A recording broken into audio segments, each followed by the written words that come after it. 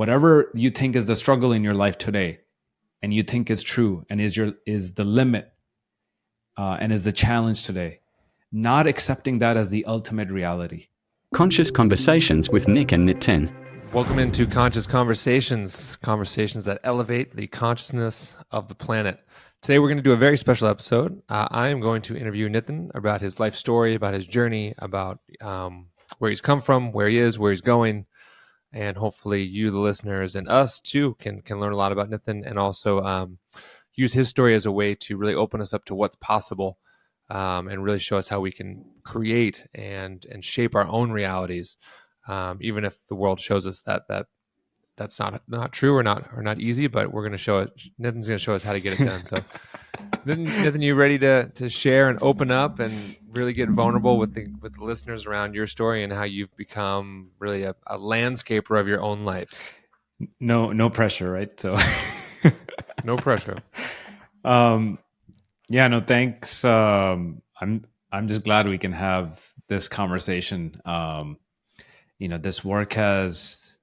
This story per se that sparked this conversation, as part of this work that I've been doing over the last 6 or so months, where I was kind of going through a journey of like deep excavation, and it was all in service to actually, the intent was actually for it to inform my coaching practice and business of who am I for? What's the path that I've walked in life, and who am I best positioned to serve as a result of that? And part of this, the 6-month long course that I was on, a huge chunk of it, the first 3 months, was all about really excavating our story, writing out 3,000 word story of your own life and all the important events that have shaped you and in the ways that they've changed you over time. And I just realized going through that journey, I mean, not only was it eye-opening in terms of my own just life journey, and of course, informing sort of maybe who I want to work with and who are my right clients and so forth in the coaching work. But there were so many times, so many, you could say, major events in my life that I didn't even fully absorb, including like the very first one that I start out with in the story itself, which is about how I almost lost my life due to a illness, hepatitis, literally as a result of what I think was just drinking a bad glass of water, like a dirty glass of water. This is when you lived in India, right? Yeah, I was in Delhi visiting my grandparents, and you typically would filter water and so forth. I think somehow that day something was missed, or I picked up a glass of water from the wrong pot and drank it. I still have this distant memory of me doing that. And then just like a couple of days later, I started getting sick. And man, that was a very painful 3-month journey. So interesting. I've noticed that many of the coaches that we've interviewed have had life either threatening or challenging or altering experiences. There's like one thing that they can look back on, myself included, right? And look back and be like, and I'm just so curious to know, like, in the coaching space, why does that seem to be a common thread? But tell me a little bit more about that. I mean, so you almost died, yeah. But I mean, what was it like? How did you heal? How are you here now? Yeah, and I mean, when you're asking the question, I almost wonder if that was the moment when perhaps many things shifted in my life. Because I would say prior to that, I was, as a kid who was shy, and maybe was hesitant about expressing myself. I still am to this day in many ways. Now, it's a lifelong journey too. But there was something, I think, perhaps reconnecting with that moment as I was doing this excavation work of my own self that like really brought it to life. It was like, wow, okay. My life could have been over. That could have been it. Because I remember, my parents taking me to a Jain temple near the Red Fort in Delhi. It's literally in front of the Red Fort. It's a very famous temple called the Lal Mandir, and it's all red rock, and it's like this beautiful temple. I mean, geez, I don't know how old it must be, but like from the times of kingdoms and kings and queens and all of that. And we're at the temple, and I have this crazy yellow pale skin. I'm incredibly thin, almost down to the bone. And my mom is taking me there to get just prayers and blessings, because the doctors were like, yes, there's not really much you can do except taking some of the basic medicines. The body has to be able to cleanse and heal itself. And so, lean in on the prayers. And I remember sitting with one of the priests there, and my mom just breaking down into tears as she's explaining what's happening to her son. And I'm there, I just have really low energy. I'm just kind of, it would take a lot for me to walk and just get there. And that was the moment, I think, also I remember that it kind of hit me like, man, I'm really sick right now. you know, there's something really major happening in my life right now. And the priest looking at me and going, I think he put his hand on my head and just like gave me some blessings, and just saying like, God will take care of you. Just have faith, and telling my mom to have faith. And I think that was literally it. I think it was like,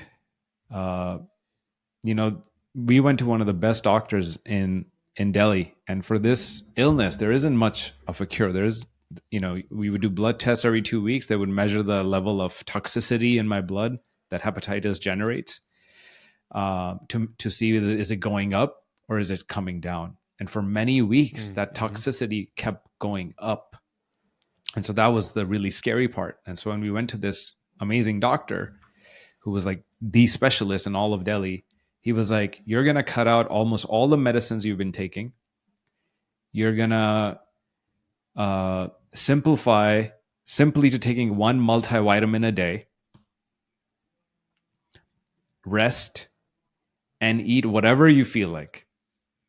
If it feels right to you, eat it. Prior to that, a whole bunch of doctors were like, don't eat this, don't eat that, don't eat ghee, don't eat this other complex vegetable, or blah, blah, blah, all kinds of restrictions. And we went to the specialist, and he's like, you're going to take one multivitamin a day, you're going to rest, and you're going to eat whatever your body feels like. And I remember having this conversation one day. It's kind of funny because I love ghee, which is the Indian clarified butter. And I'm eating dal, lentils. And I'm like, Mom, I want some more ghee. It tastes really good. I want to eat this. And, keep in mind, my appetite was super low. I was barely eating anything. So the fact that I was eating alone was a big deal. And that I wanted more was like a big deal. And my mom looking at me and going, and, she had a frame of mind like, oh, ghee is too heavy and it's not good for you. You should not have more of it. And I was having a little argument, and I was like, Dad, the doctor said I should eat whatever I feel like. Come on, just give it to me. And she eventually did. And I had a bowl, but it was still a long ride. Like my sleep schedule had almost torn up to the point that I would be awake all night and I would sleep all day because I had no energy in the day to wake up or do anything. So I was literally just sleeping all day. I was awake all night. And on one of the nights, I remember looking at a picture. It was like this lit up little frame with lights around the picture of the goddess Durga, Ma Durga. And I just remember looking at that picture and just staring into it at night as if I'm almost like meditating on it. And I don't think I had much of a conversation, except I just kind of like was just there, just like with the presence of the God. And I don't even think I was asking for my life to be healed or anything. Maybe I was asking for just the suffering to end, that this was enough. But that was definitely a pivotal point, because I remember afterwards, over the weeks, I just kept getting better and better and better, and the toxicity in my blood kept going down and down and down. And then eventually I was healed, and my blood work was good, and we were actually supposed to come to the States. So I was actually able to then fly and come to the States just literally a month or two after, a couple months after that. What do you think healed you? The doctor said, there's not much they can do. You're almost on your deathbed as a 13-year-old kid. What do you think it was that healed you? Do you think it was God? Do you think it was you? Do you think it was surrendering? I think it was definitely surrendering because there was not much in my control, period. Mm. Besides just, yeah, drink the water, you know, general sanitation, eat whatever felt right, which was mostly simple food, simple lentils, some chapati, some vegetables, very small quantities. I think it was mainly just, frankly, whatever intelligence, frankly, keeps us alive on a day-to-day basis. This intelligence in our Mm. body. I always share with some of my clients when we doubt or we have conversation around what do we control and what is the word control. And I always say, did we have a choice of where to be born? Maybe if we can go back, I know you and I have had this conversation where it's like, okay, maybe the soul chooses at some point, Yeah. but Mm-hmm. for as far as the average person is concerned, and we're here on earth, we're born into a family and our heart starts beating and keeps beating for the rest of our life. Mm-hmm. And so whatever intelligence I think keeps our heart beating, I think is determining and helping us navigate that path forward. And a lot of it, I think, is surrendering into those Mm. difficulties, especially those deep difficulties. Yeah. So I'm wondering, then you move to the States, like, well, what's the takeaway from almost dying? Like, how does that then propel you into, moving forward with your life? Is there any one thing you can look back and say that inflection point shifted your reality forever? I think the core was just a recognition of how precious life is. Mm-hmm. I don't think since that point I ever took my life for granted. I never assumed that the next day or the next month or the next year is for granted.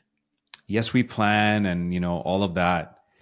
But one of the deep recognitions that it brought into my life, and why I think both of us are on the path that we are and the work that we do, and because we're deeply connected with this sense of there isn't like 10 years from now when I'm going to start living my real Mm-hmm. life. Mm-hmm. It's Yeah, now. that's one of the biggest lies out there. It's now. And yes, you want to be smart. I always talk about, listen to your heart. Like, what is your heart wanting you to? What's the direction that really speaks to you? And yes, use your mind to strategically navigate towards that. Right. So we're not trying to be like dumb. Mm-hmm. I wouldn't quit my job if I had no other savings. Uh, and at the same time, I wouldn't ignore the call of my heart. Mm-hmm. And so I think just that deep recognition that life is precious and that you're meant to live fully. You're not meant to settle. So when later on I talk about, in my story, how like our difficulty with finances in the home, and just my dad not having a steady job, um, and even though we were in the States, it was what should have been like an amazing, fun-filled journey as a teenager in the States. It was like, geez, we're not doing much. We're not going anywhere. Mm-hmm. And I'm hearing all these conversations about money. And I think it brought in that sense of like, you know what? I'm not okay with living in this limited existence. Uh, Mm-hmm. and I'm gonna take charge of whatever I can do in that moment so that I can build the life that I truly want to be living. Mm-hmm. Yeah, and I love that. And for anyone listening, I hope like I said, there's a through line from most people we interview. There's some kind of inflection point or some kind of moment that says, what am I doing? Why am I here? And I think a large part of sharing, by the way, is that whoever's listening can learn from these conversations. And not that you don't have to go through these moments, but like, can you get to this realization that Nitin has had without almost dying? Like, I think there's real magic and power in that, you know. And I've shared some of mine of almost having a physical death and having a spiritual death in my 30s and considering suicide after that. And it's like, I really hope that these pieces that we're sharing, that who's ever listening is going, okay, I conceptually I understand that my life isn't going to last forever, but our ego does such a good job of pretending that like that's not going to happen. Like you said, that my life is going to happen somewhere down the line. Like in 10 years, I'll be living my full life. Like, no, right fucking now Mm-hmm. is where your life is. And also, Nathan, to your point, that 10 years from now starts today. Mm-hmm. And the more present you are, and the more you listen to your heart, the more you trust yourself, you know, you've got your mind, your heart, and your guts. You've got how you think, how you feel, and what you do. And if you can get those three into alignment, then in 10 years, your life will have been created from this moment. And it's so important to understand that this moment is what unfolds the rest of your reality.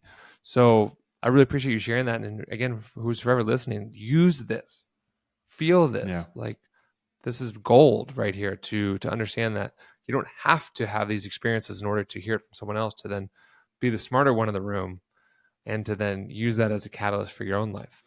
Yeah, so many times, I feel we're going about our day, right? Because it's planned routine. I wake up at this time, I go to work, I do blah blah Mm-hmm. blah through my day, come back, food, etc. Yeah, and all of that is great. Like, I mean, we can make all of that as joyful as possible. But recognizing that anything can change the next day. If there is, we talk about this in the business world too. There's only one thing that is forever true on this planet, in this life that we are observing, and that is change. Change is Mm-hmm. constant. It's constant in business life, it's constant in our personal lives, it's constant in this entire creation. The earth is consistently changing, the seasons are consistently changing, our lives are consistently changing. Not taking any day for granted. Anything could change tomorrow. You could be the kid who drinks the wrong glass of Mm-hmm. water. God forbid, but something unforeseen happens in your life. A loved one that we care about suddenly passes Mm-hmm. away. We have no idea. Anything can I change. just I just had a 42-year-old friend die 2 weeks Yeah. ago, Wow. you know, from smoking vapes. And it's like, yeah, I was full of life. He was the life of the party. He was like a great person. And it's like 3 months later, he's dead. And it's just like, it's so hard to comprehend that this is true. This is the reality. And it's not to be morbid or scare people, but it's, hey, this is reality. Like, you never know what's going to happen Yeah. in the next moment of your life. You never know. Yeah. Yeah. It can all change in an instant. And that friend that you hold dear, and we hold many of our friends dear, we are only Mm-hmm. here in this particular instance of creation and experience right now. How long this experience lasts, we have no idea. It could last for decades. Mm-hmm. It could be over today. Mm-hmm. And so I think part of just a deep recognition to cultivate and keep bringing to ourselves is this essence of, am I living my life being fully true to myself? They say one of the number one Mm-hmm. regrets of people on their deathbed is, oh man, I didn't do enough of what I really wanted to do in life. I didn't say Mm-hmm. or pursue the thing that I really cared about. We have a choice to not be one of those people. And so I think one of the mantras that I've been living by, never carelessly, but very consciously, is there something that I'm about to regret, or is there something I might regret if I don't do, Mm-hmm. think, see, follow something? And if that exists, that is a sure sign that we need to pay attention to something in our life. We need to pay attention to an interest, passion, something that's cultivating within us, and really pay attention to it. I was talking to a neighbor of mine, and I could sense this sense of maybe he wasn't fully proud or fully owning the path that his son had chosen. His son chose to be a dancer. Mm-hmm. And, he was sharing with me how his son wasn't into school and wasn't the studious type, was always into dancing, and now is doing some sort of a ballet dancing career and is passionate about that, and pursuing that fully. And he was a bit hesitant. I could sense the hesitation in him sharing that, as if maybe perhaps it wasn't worthy. And as I was listening to him, and I said, "Oh, so he found a passion. He found something he really likes, Mm-hmm. and as a dad, you've created the space for him to pursue it, because you wouldn't even be able to What a share it with gift. me if you hadn't allowed him to pursue that passion, because some parents can be very, very limiting." And he said, Mm-hmm. "Yeah, yeah." And I was like, "Is he happy?" "Yeah, he's very happy."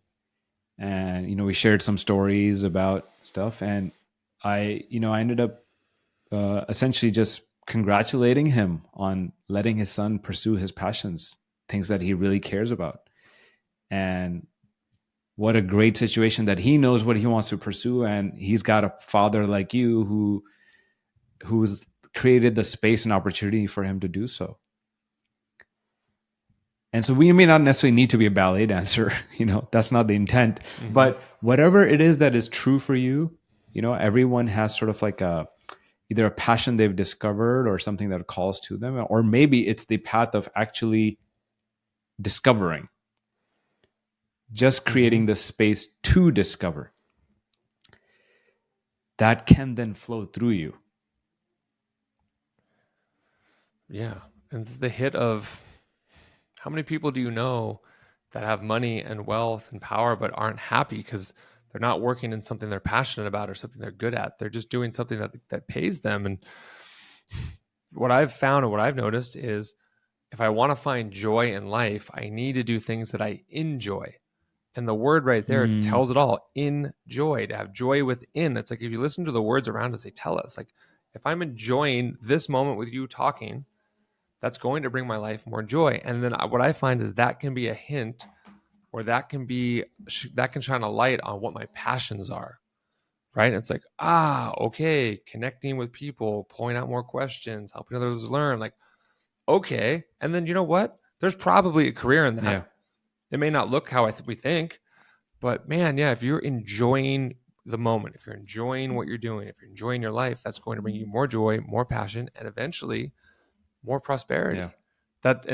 It's sad that father has really, he sounds like a really good father, but maybe can't see it through his own lens, Right. through his own picture of how his son should I'm, be, I'm looking forward to rather having than allowing and another. accepting how his son Yeah, I'm is. looking forward to actually having another conversation with him in a week or two and seeing, like, I wonder if anything has shifted. I'm curious. Yeah, if some of those seeds you planted are starting to germinate. One of the things I know people often hear is like, "Oh, I'm meant to enjoy life, and it's supposed to be rosy and beautiful, and geez, great. Maybe I should just go on vacation," because that's many people's idea of Mm-hmm. enjoyment is like, "Oh yeah, I'm going to do all this drudgery that I put up with, and then I get to go enjoy myself on a vacation for a week or two." And I Mm-hmm. and I also want to plant the seed of, so yes, pay attention to what's bubbling from within you, like your true passions and what really drives you and brings you that sense of connection and passion. And at the same time, also pay attention to wherever things are difficult in your life today. Mm-hmm. And the areas where life is difficult today is also an invitation for growth. We're not meant to bypass our struggles. We're meant to go right through them. We're meant to look at our struggles Mm-hmm. head on with compassion for ourselves and those that may be involved in this struggle, and learn from it and grow from it. uh, my relationship at home with kids, clients, it's all continuous growth journey. There are moments Mm-hmm. of enjoyment, there are moments of deep struggle, and the moments of deep struggle also exist to see, okay, what am I meant to learn from this? What is not working here? And I don't want to sound like I'm a sage and I have it all down and I, never lose my calm. Just talk to my wife. She'll tell you I lose my calm plenty, you know? But it's a matter of still learning from each of those moments and continuing to lean in. I think my entire journey, actually, one of the things I realized by writing my story was like, oh my God, there were so many major struggles. And if I hadn't leaned into each struggle, geez, I would be a very different person. I don't think I would be having this conversation with you right now at all. Definitely not. I'm getting the hit that the way to it is through it. Yeah. Is coming, And there's actually something on my board I just looked at, and it's one of the mantras I live by, and it is have fun and live with a sense of joy. It's written on my board, and to your point, what I've learned to touch on that is have fun and live with a sense of joy in every moment, even if it sucks, even if I don't want to be doing it, even if it's hard, because you know what? What a beautiful moment. Like, if it's terrible, like this is exactly what's supposed to be happening. Doesn't mean I like it, but I can still enjoy it and be curious and understand, to your point of that word. What is this challenge telling me? That word that you just said, curious. Sometimes, it's very hard to be joyful or connect with any sense of joy when we're really in the shit. But we can still, at least in my experience, I found I can still be a little curious. Like, okay, why is this moment so terrible? What the hell is really going wrong right now? Why is this happening for me? Yeah. And that's a very empowering question you can ask. And sometimes it's very difficult for people to get their head around it. But yes, everything is happening for us, for our growth, if we choose to recognize that, lean into it, learn from it. But if that is too much for someone, I would say just start with curiosity. Often what kills us is that we know things. We know things about others. We know things about situations. We know things about what is truth. And Nick, from the conversation we just had, prior to this, and if it's okay for me to mention, well, I guess I can't ask for permission now, but the can always ask for the permission. ayahuasca retreat that you just went through, and you just had some deep realizations, like, wow, there is still so much more for us to learn, even in terms of, we think we had our health down, but wow, there are so many layers to what really amazing health actually looks like.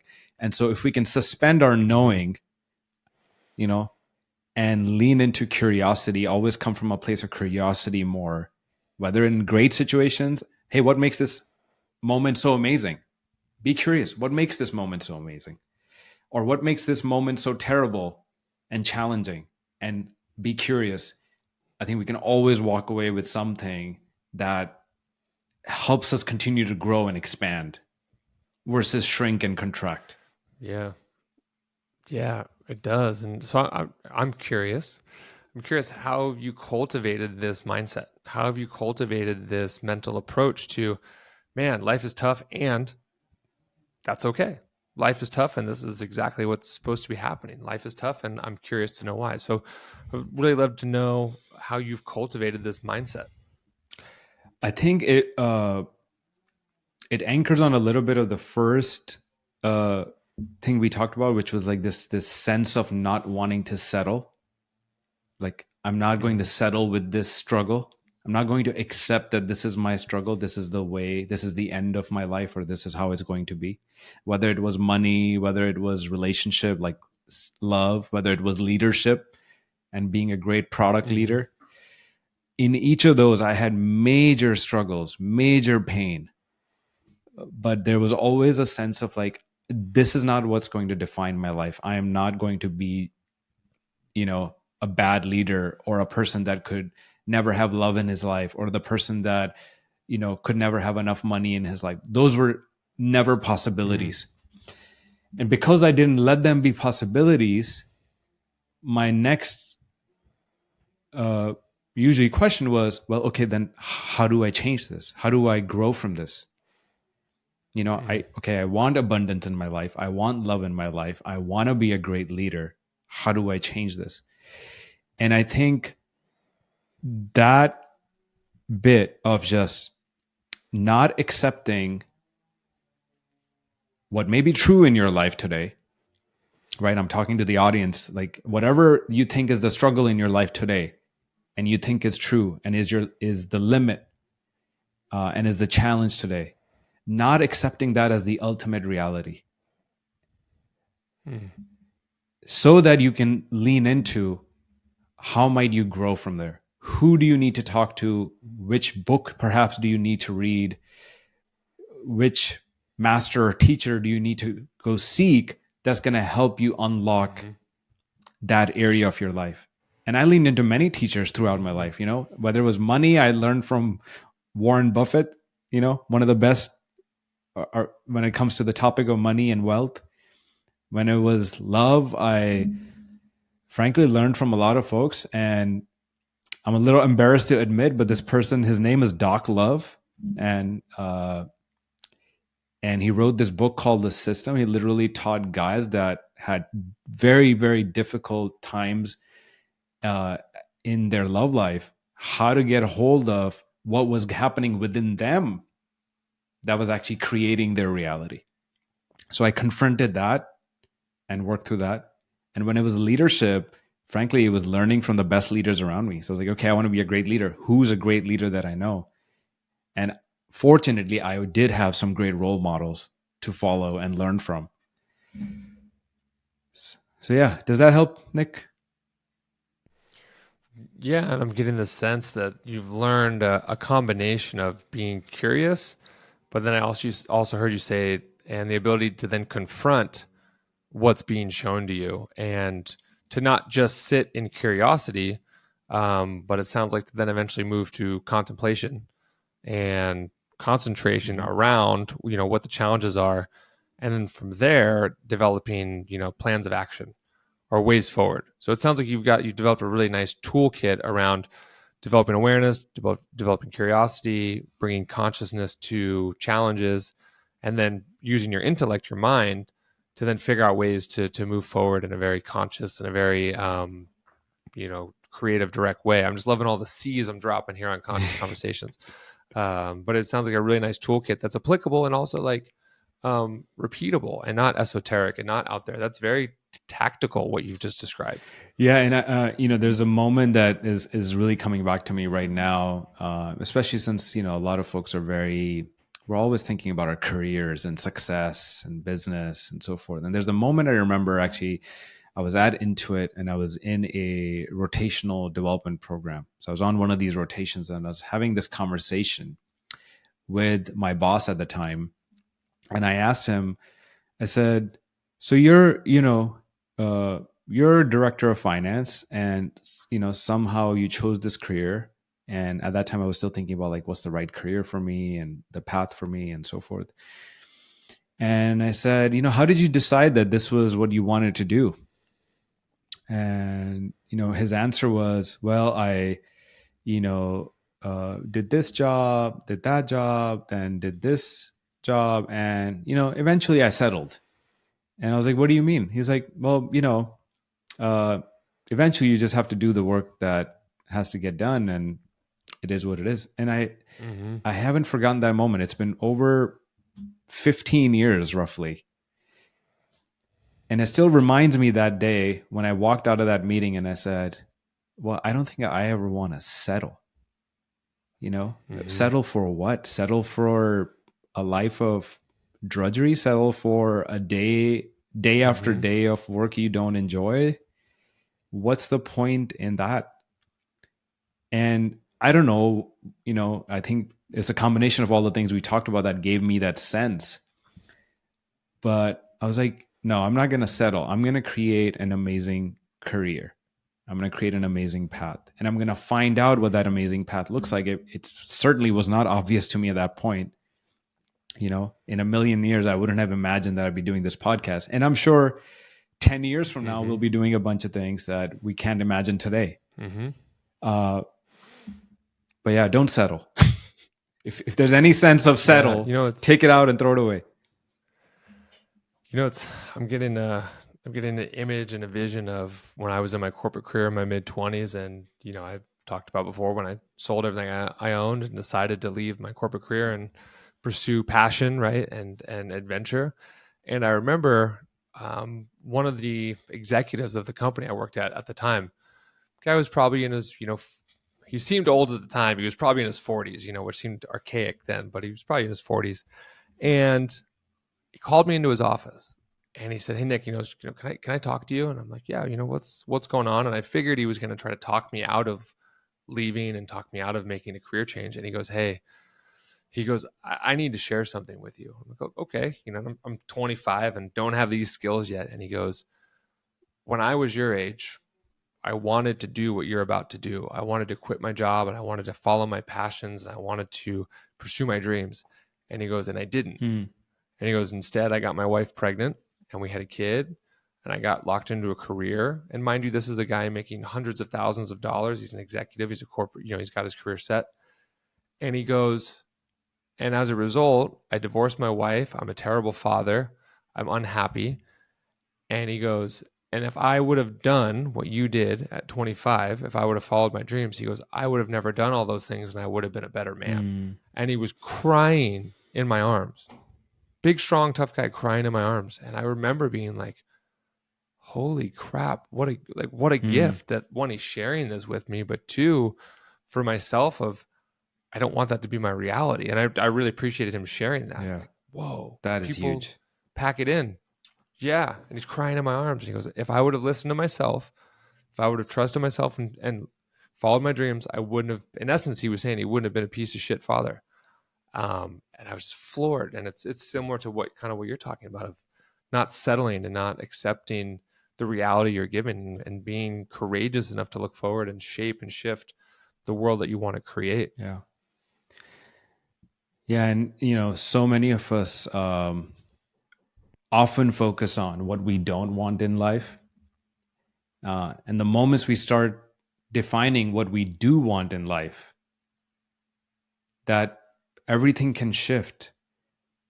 One of the biggest things I often will invite my clients into is, like, let's dream together a little bit. Like, let's suspend all the restrictions you've put around your life and yourself. And so I want to actually share that with the audience today, is like, hey, what's your dream that is meaningful to you, not to anyone else? Like, let's not worry about our spouse's agendas, our society's agendas, our parents' agendas. Like, what is truly meaningful to you? And whatever that is, if you have it, great. Can we start to prioritize some time, attention, resources towards that? You don't have to quit your job. Do not need to make any major changes overnight. But can we start to gradually direct our energy towards that? Spend half an hour towards your whatever it is that really calls you. And if you don't know what it is, if you have no idea, but you want a better life, start spending that same amount of time towards discovering. Maybe it's checking out a passion you think you might like, or something that's been in the back of your mind, and just start there. A lot of time we get so discouraged because it's like, man, okay, Nick and Nitin want to have this amazing podcast and it's going to be all over the world and people from everywhere are going to be listening to it. Well, it doesn't happen that way. We got to start in the now, in this moment. We got to first be willing to have a conversation and start to get our feet wet and talk to people, show the possibility, create the possibility, really feel it into ourselves, put in the work. There is so much work here that, both you and I know, that goes into creating just a single show. And then all the post-show work that goes into actually getting the word out. And so just to start to get our feet wet, one little bite at a time, so that eventually, if we don't have a vision, we start to have one. And if we have one, we start to bring it into reality one step at a time. I'm thinking of there's a coach out there, Rich Litvin, and one of his lines is, "I became an overnight success, and it only took me 15 years." Yeah, I love that line. Overnight success in 15 years. Yeah. Yes. It's you get paid in the light for what you do in the dark. Yes. Is I think is a Tony Robbins line. Yes. So And that is, not to discourage folks, but it's about the long haul. Like, you start in the now, start in the moment, start using these steps to starting to create what we would like our lives to be, so that every single day is building towards that. And then your dream does become a reality. Little by little, it becomes a reality. And frankly, you start living the dream rather than envisioning it or thinking about it. It's like, no, the dream is here yeah, right now. that's right. And it might be and it might be a fucking nightmare right now that you're living, and that's okay, and that's part of it. Yes. Yes. Well, it's great. As we wrap up, anything you'd like to finish on, or anything you'd like to kind of close out on in terms of, we've kind of shifted into highlights of how we can use these tools and techniques to help others, shape their realities. But where would you like to kind of finish off before we sign off? Yeah, I think what's coming up for me is just that, like, we're born into life, and it's such a beautiful gift. It's such a immense possibility, and the rest of our life can be that too. It can continue to be an immense possibility. I'm often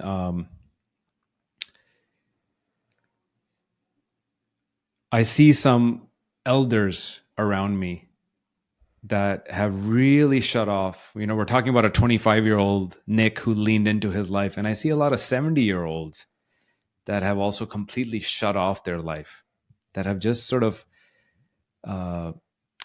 settled in a way. And I want to paint this just contrast as the last words, just to say that life can always continue to be a possibility. It's going to take different shapes and turns. We don't know again what's happening tomorrow. We don't even know what's going to happen later today. But We do not. We try to think we do. But life continues to be an immense possibility for us. And if we can look at it that way, if we can look at it in the way of what is there happening here for me, and keep our curiosity, then we keep living, then we stay alive. Whatever is next for us, we stay alive with that. And it's when we stop being curious, when we stop seeing how things may be happening for us, that we slowly die inside. We die a death inside way before we die the actual physical death. So I think that's the last bit I want to leave for folks, is lean into the possibility. There's even if it is not apparent, and you want to talk to one of us and help you find that possibility in your life, and we're happy to have a conversation. We love, if it's not clear, we love this work. We've done this work on ourselves, and we love doing this work with others. So yeah. There's a great line, and it is, only the fool waits for death for reincarnation. And it sounds like that's what you're talking about, of remake yourself now. Be curious, just dream, discover. And then from this moment, manifest your new reality. Don't wait 5 years, 10 years. Don't wait till the next time around. Because this is the dream. This is your life right now. Yeah. Thank you for this conversation, Nick. And thanks for just creating this space for me to be able to share with others. And hopefully the audience has found this helpful, and they can sense and feel a sense of possibility and opening in their lives, and lean into that. Very well said. Very well said. And in the show notes, we'll put a link to the story that you wrote about your journey and about your life, and about where it was, where it is, and where it's going. Yeah. So thanks everyone for listening. Hope that you found this valuable. If you did, be sure to like and share the episode with someone who you think this will change their life, and someone that you think this will help them also elevate the consciousness of the planet. So until next time, take care of yourselves. Be well. Right.